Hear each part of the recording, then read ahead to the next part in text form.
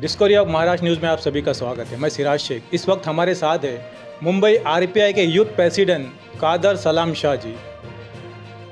कादर जी, हम ये बात करना चाहेंगे कि आज खास करके मुस्लिम समाज के लोगों को टारगेट किया जा रहा है, लिंचिंग का मामला सामने आ रहा है, कहीं दाढ़ी को लेके, टोपी को लेके, लिबास को लेके या मदरसे को लेके, ऐसे काफ़ी जगह पे हम तरह तरह की बातें सुने। अभी महाराष्ट्र में हाल ही में ऐसा बात हुआ है कि जहाँ पे विशालगढ़ के, कोल्हापुर के विशालगढ़ में वहाँ पर एक मस्जिद को तोड़ा गया, तो उसको लेके भी बहुत बवाल हुआ, लेकिन किसी ने आवाज़ नहीं उठाई।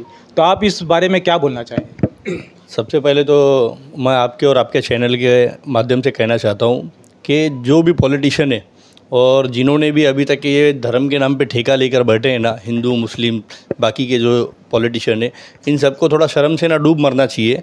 विशालगढ़ से 3 किलोमीटर की दूरी पर वो मस्जिद थी जिस मस्जिद को तोड़ा गया है, और उस मस्जिद को तोड़ने का कोई मतलब और मकसद ही नहीं था कि उसको तोड़ना चाहिए था, क्योंकि ऐसी कोई चीज़ ही नहीं थी उसको तोड़ने की ज़रूरत थी।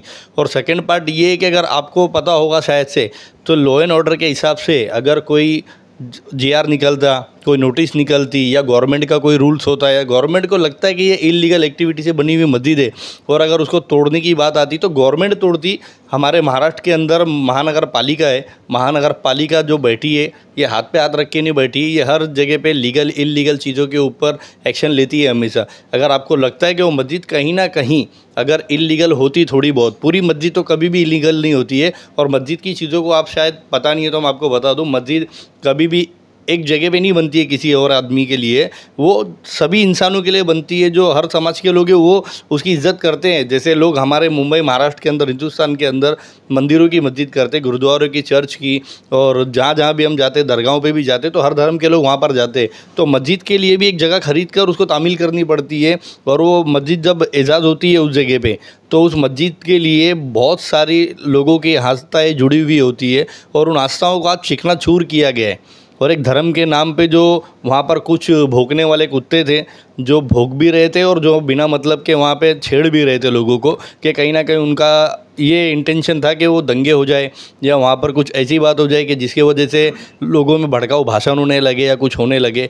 पर ये सब चीज़ें हुई नहीं है अभी तक के। लोग मैच्योर है, समझदार है, इसके लिए अभी तक है ना एक दूसरे को लेके संभाल के रखे हैं। और हमारे रिपब्लिकन पार्टी ऑफ इंडिया की तरफ से हमारे जो केंद्रीय मंत्री रामदास जी अठौले साहब है, उन्होंने कभी भी किसी के जात और धर्म के बारे में आज तक के कोई गलत स्टेटमेंट नहीं दिया है, और उन्होंने कभी किसी के धर्म के लोगों को ना सम्मान देने वाला काम आज तक के कभी ऐसा नहीं किया। उन्होंने हमेशा हर धर्म के लोगों को सम्मान दिया है, हर धर्म की रिस्पेक्ट किया है। और उन्होंने हमेशा, रामदास जी अठौले साहब ने जब भी कुछ गलत हुआ है, जैसे कोई गाय के गोश्त के ऊपर से बात आती है, या मुर्गी खाने के ऊपर से बात आती है, मच्छी खाने के ऊपर से बात आती है, या समझो आप बुरखे की बात कर रहे थे लिबास को लेकर, आपने मस्जिद के भोंगे को लेकर बोला।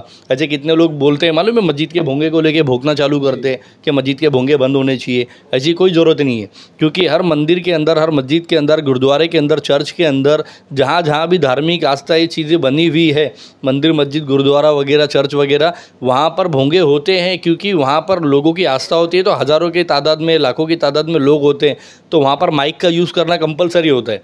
अगर एक पॉलिटिशियन जब स्पीच देने के लिए जाता है तो वो बड़े बड़े स्पीकर लगाते हैं, बड़े बड़े हॉल को, मॉल को, गार्डनों को उन लोग अपनी संपत्ति, अपने माँ बाप की संपत्ति समझ के वो लोग अगर यूज़ कर सकते हैं, बड़े बड़े स्पीकर लगा के, जो शाम को स्टार्ट होते हैं, रात को 11-11, 12-12, 1-1 बजे तक के लोग यूज़ कर सकते हैं, तो लोगों को वहाँ भी तकलीफ होती है।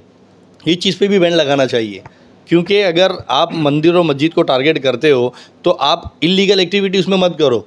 गवर्नमेंट के तरफ से अगर कोई जीआर आता है तो हम लोग उस चीज़ का पालन करते हैं, उस चीज़ की रिस्पेक्ट करते हैं। बाबरी मस्जिद का फ़ैसला आया, लोगों ने एक्सेप्ट किया, हम लोगों ने भी एक्सेप्ट किया।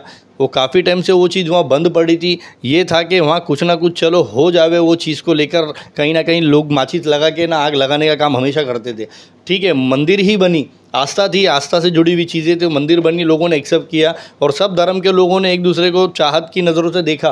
कोई दंगा नहीं हुआ, कोई लफड़ा नहीं हुआ, कुछ नहीं हुआ। अब इतना सब होने के बाद भी आप फिर से कोई एक मस्जिद को तोड़ने के लिए टारगेट करते हो। ये जितने भी लोग तोड़ने के लिए गए थे ना, ये सब कहीं ना कहीं देशद्रोही लोग हैं, क्योंकि इन लोगों को कानून से सबक मिलना। ऐसे लोगों के लिए सरकार से क्या आवाज़ है आपके? ऐसे लोगों के लिए सरकार क्या करना चाहिए? हमारे जो महाराष्ट्र के सीएम है एकनाथ शिंदे जी, मेरा उनसे सिर्फ एक ही चीज़ का सवाल है, आप सिर्फ महाराष्ट्र के सीएम ही नहीं हो, महाराष्ट्र के जो रहवासी हो उनके फैमिली मेम्बर भी हो।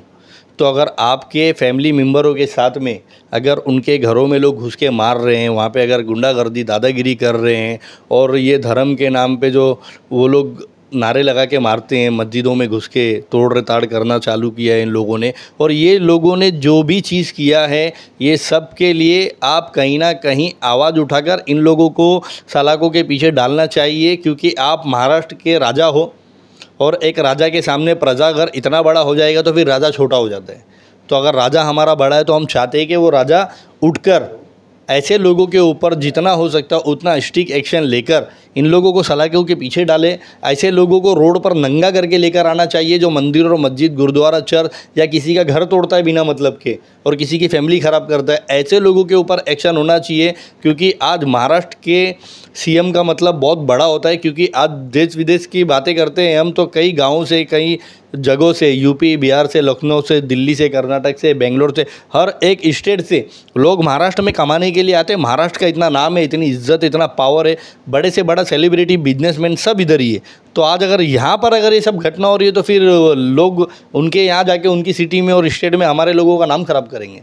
तो मैं चाहता हूँ कि महाराष्ट्र के जो हमारे सीएम एकनाथ शिंदे जी, फडणवीस जो हमारे डिप्टी सीएम है, अजीत दादा पवार है, और अपोजिशन में भी जो लोग हैं जैसे उद्धव साहब हो गए और बाकी के लोग, कांग्रेस के राहुल गांधी हो गए, या जो भी है समाजवादी पार्टी के अबू आसिम आदमी हो गए, या अखिलेश यादव हो गए, मैं चाहता हूं कि आप सब लोग एक प्लेटफॉर्म पे रह के सबसे पहला जातिवाद पे जो आग लगाने वाले लोग हैं इनको ख़त्म करें। ये जो धर्म के नाम पे जो आतंक फैला रहे, ऐसे आतंकवादियों को ख़त्म करें जो हमारे देश के अंदर एक गर्म माहौल करके देश को झगड़े लगाने का काम कर रहे हैं, देश में बंटवारे का काम कर रहे हैं, और देश के माँ बहनों की इज्जत नहीं करते। दिन दाड़े माँ बहनों की रेप हो जाती है, शराब पी के नशा करके वो कहीं भी रेप कर देते, किसी का मर्डर कर देते, किसी की जान ले लेते। ऐसे लोगों के ऊपर सबसे ज़्यादा एक्शन होना चाहिए। Thank you very much. अभी हम सुन रहे थे कादर सलाम शाह को। Discovery of Maharashtra news, Siraj Shaikh, Mumbai.